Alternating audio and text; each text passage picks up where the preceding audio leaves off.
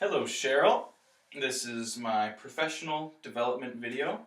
I hope you don't mind the window behind me, but there's really no other clean wall for me to do this upon. So I'm just going to jump right into it. Hope you don't mind. Professional development. There are many ways I would like to, once I own my own business, there are many ways I think I could progress from there as a trainer and, professionally, and I guess my education. My education is the main thing I would try and develop, I suppose you would say. And by that I mean I guess I would take classes, I would take certifications, all this new stuff, like for TRX, for spin class, boot camp, all that kind of thing, just so that I would gain more knowledge with all these different modalities that are available to personal trainers and to clients, I suppose. Another thing I'd also like to improve my knowledge of Olympic lifting because I feel that is a component that a lot of people do not include nowadays, and those who do sometimes do it incorrectly. And of course, Olympic lifting is incredibly dangerous if performed incorrectly. So, one thing I would like to include in my professional development is furthering my education in things like that. Another thing I would like to work on is I would like to be able to train. I'd like to be able to train anybody, and when I say that, I mean I would like to be able to train a little old lady with bad posture. She just wants to get in shape and not be so crooked, or I want to be able to train an elite athlete. And I know we're supposed to pick specific markets that we are targeting, but for the first few years, I think I would take anyone, and anywhere from the elite athlete to just a sedentary individual that wants to get in shape. And I feel that after all the professional development stuff I plan on doing, that I will be capable and knowledgeable enough to actually train all those people, all those different genres of people, I suppose. One thing that really caught my eye the other day is that there's this YouTube channel called Calisthenic Kings. Sorry about that. A YouTube channel called Calisthenic Kings, and basically what this channel is it's videos of these very, very fit individuals performing extremely advanced calisthenic exercises, usually in a playground setting or a bar park setting, so parks that were designed specifically for exercise. And just watching some of these guys do these movements that they're doing, it's unbelievable and it's crazy. And it turns out, I dug a little further into it. The main guy of the Calisthenic Kings, he's nicknamed Hit.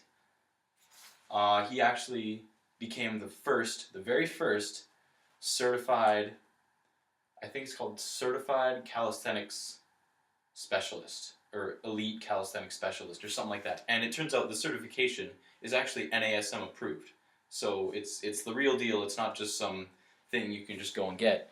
So one thing I would really like to do is I would like to challenge that test. Like at the end of my education, I would like to challenge this test to see if I could get that certification as well, because it's not something that many people have, but I believe that is something that could be very beneficial, because although all these calisthenic guys, there's a whole bunch of different kind of athletes, the calisthenic guys, power lifters, endurance trainers, they all only believe in their one style of training. You can't see my finger. One style of training. So a marathoner, they only ever run. They think that's all they really need. Same goes for powerlifters. They only ever lift really heavy weights. They think that's all they need. Calisthenic guys are totally the same.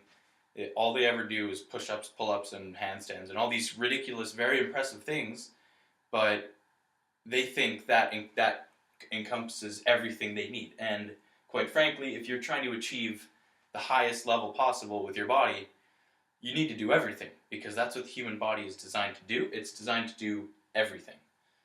You're supposed to be able to climb ropes, and we're supposed to be able to pick something really heavy off the ground, and we're supposed to be able to run if we need to go catch something. So as a trainer, this is how I'm going to market myself. I'm going to try and market myself as the guy that can help you achieve anything and everything, because that I think that is the future of fitness.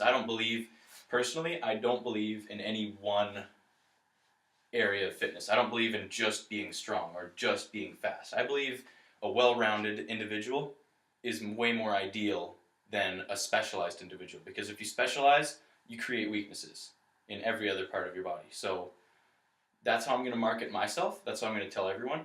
I'm not, when I say this, I don't mean that I'm going to train everyone in every different way at the same time. So when I say that, I mean I'm not going to train someone to be able to run a marathon and then like during that same training cycle train them to be able to deadlift 500 pounds. Realistically, that is unachievable.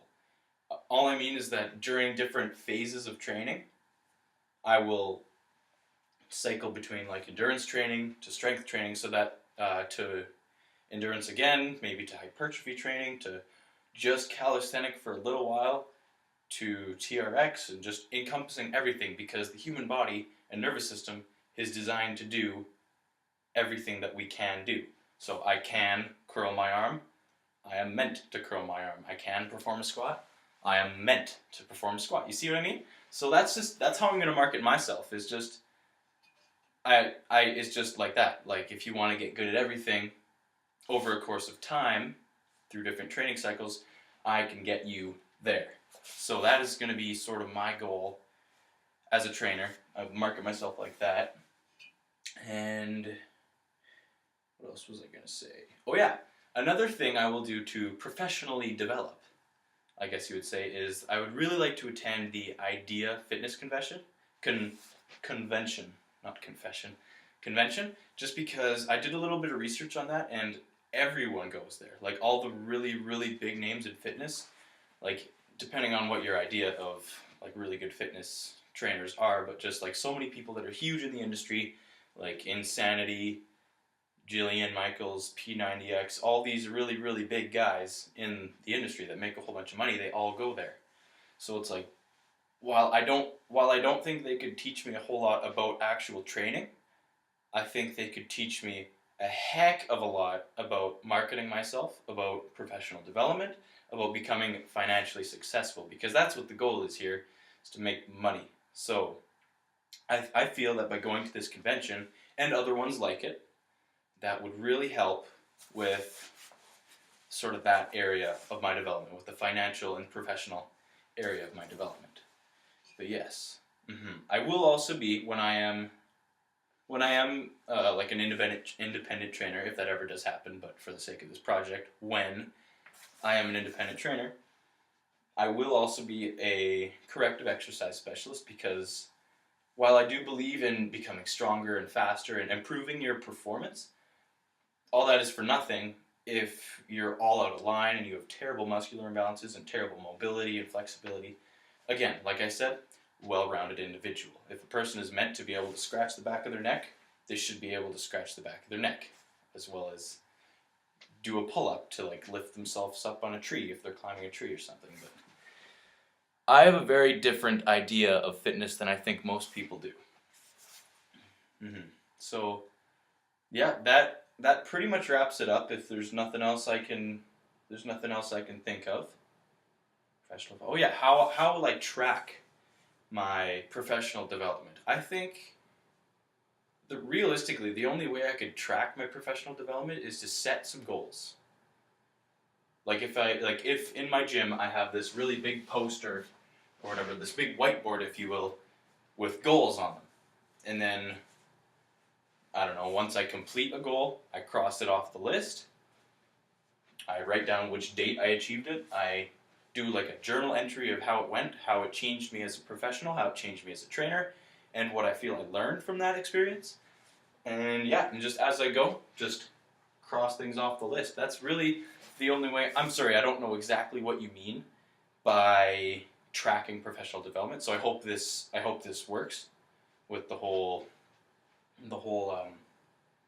journal entry / cross off the list type thing. And then, of course, I would not just have one set list of things. Like if a new thing popped up in the industry, like say someone invented a new device or a new exercise thing that's supposed to change the way people see fitness, I would add that to my list, eventually cross it off if, I feel like it's worth pursuing. And yeah, I feel that's all I can really think of at the moment. Of course, financially, that is sort of why I'm trying to appeal to everyone, because, the more people I can train, the better my income will be, ultimately. Because if I only limit myself to one target market, realistically, I'm going to get bored of just training only corrective. Like, I'm going to get tired of inhibit, lengthen, activate, and integrate. Like, those are the 4 things that my life is going to circle around, and I don't want that. Although I do want to help people that need corrective exercise. So you see what I'm saying? Like, it's like, I don't know. I'd like to help people achieve their goals regardless of what those goals are. That's basically me in a nutshell as a trainer. So I went about a minute over my time slot of 10 minutes. I'd like to thank you for listening, and have a very Merry Christmas, Cheryl.